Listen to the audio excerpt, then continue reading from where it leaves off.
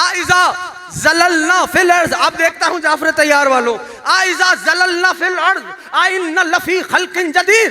मुशरिकीन का कौल रब ने कुरान में लिखा, ज़ललना वही जाल से, जब हमारी हड्डियां जमीन में गल जाएंगी, सड़ जाएंगी, तो क्या हमें आइन्ना लफ़ी खल्क़िन जदीद, क्या हमें दोबारा उठाया जाएगा? तो जाल का एक और तर्जुमा समझ में आया, हड्डियों का गलना।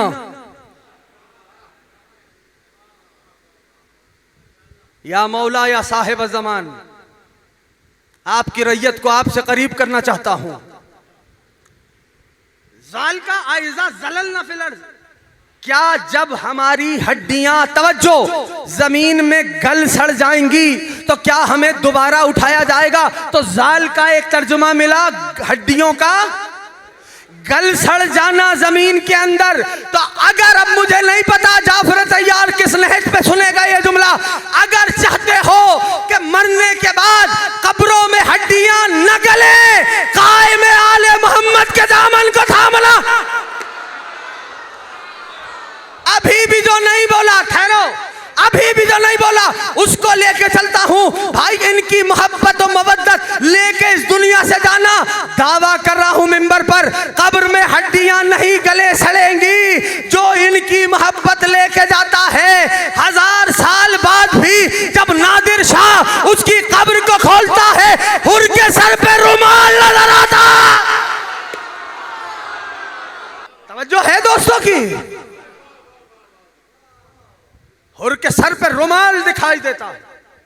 दूसरी दलील दे दूं जो इनकी मोहब्बत लेके जाता है? दूं दलील? बादशाह पहुंचा करबला, कहने का तुम्हारे अकीदे में शहीद जिंदा है, वजीर शिया था, कहा मैं हुसैन की कब्र खोलना चाहता हूं। वजीर ने कहा हाजा सुओ अदबिन, वो ये सुओ अदब है, ये फर्जंदे रसूल है, अभी कहरे इलाही की बिजली तुझ पे आएगी और तू जल जाएगा। बादशाह को कुछ समझ में आ गई, 2 कदम आगे बढ़ा, एक कब्र अलग थी। जो गए हो करबला, जरी थी, उसमें एक कब्र थी। वो किसकी कब्र थी? हबीब इब्ने मुदाहिर की। आया, कहने लगा ये तो रसूल का बेटा नहीं है। अब तो वजीर के पास भी कोई जवाब नहीं रहा। का शहीद जिंदा है, देखूंगा, मैं खोल के चेक करूंगा। तवज्जो, जो इनकी मोहब्बत और मवद्दत और विला लेके जाता है, कैफियत देखो। कब्र हबीब से आखिरी पत्थर हटाया जा रहा था। जो किताब के जुमले हैं वो पढ़ देता हूं, फिर बाकी आप जाने, ये फिक्रे जाने। इज़ा हुआ दुर्रियुल लौन व अबयजुल लहिया व सैफुन अला सदरिह। मुझे नहीं पता, कब्र हबीब से आखिरी पत्थर हटा, दुर से ज्यादा चमकता हुआ चेहरा था। अस्सलाम अलैका या अबा अब्दुल्ला। अरे दुर से ज्यादा चमकता हुआ चेहरा था, सफेद दूध की मानिंद रीशे मुकद्दस थी। बस सैफुन अला सदरे, जाफर तैयार वालों, हबीब के सीने पे तलवार थी, तलवार के कब्जे पे हबीब का हाथ था। जैसे ही कब्र से आखिरी पत्थर हटा, जनाबे हबीब कब्र से उठे, कहने लगे हल खरजल कायम, क्या कायम आले मोहम्मद का ज़हूर हो गया? या साहिब ज़मान, या साहिब ज़मान,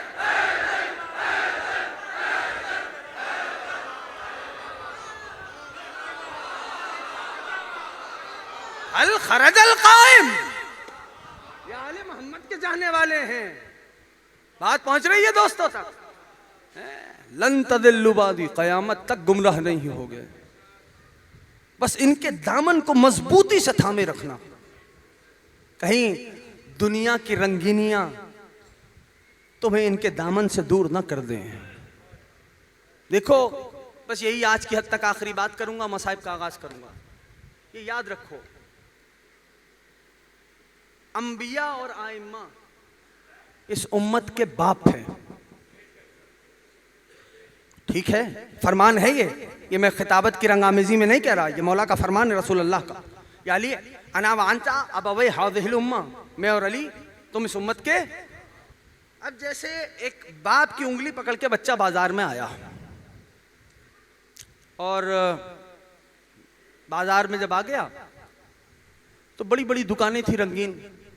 बाप की उंगली छुड़ाई, किसी एक बकाले में दुकान में दाखिल हो गया। जब कुछ देर बाद दुकान से बाहर आया तो अब देखने लगा कि बाप खो गया है, बाप गुम हो गया। जबकि हुआ इसके बरक्स था, बाप गुम नहीं हुआ था, बच्चा गुम हो गया था। लेकिन वो बच्चा क्या सोच रहा था? आप पहुंच जाते तो मुझे अगला जुमला कहने की जरूरत नहीं थी। बच्चा ये सोचने लगा कि बाप गुम हो गया। बाप गुम नहीं हुआ, बच्चा गुम हुआ था। तो बस अंबिया और आइम्मा क्या चाहते हैं? इस उम्मत का हाथ पकड़ के दुनिया के बाजार से बच्चों को आसानी से गुजार दे। लेकिन बच्चा मजबूर है कि वो दुनिया की रंगीन दुकानें देखकर बाप का हाथ छुड़ाकर किसी दुकान में कभी चला जाता है। और जब दुकान से बाहर आता है तो बच्चा ये सोचता है मैं तो मौजूद हूं, बाप गुम हो गया। अरे बाप गुम नहीं हुआ, तुझ पे हिजाब आ गया है, बाप तो मौजूद है।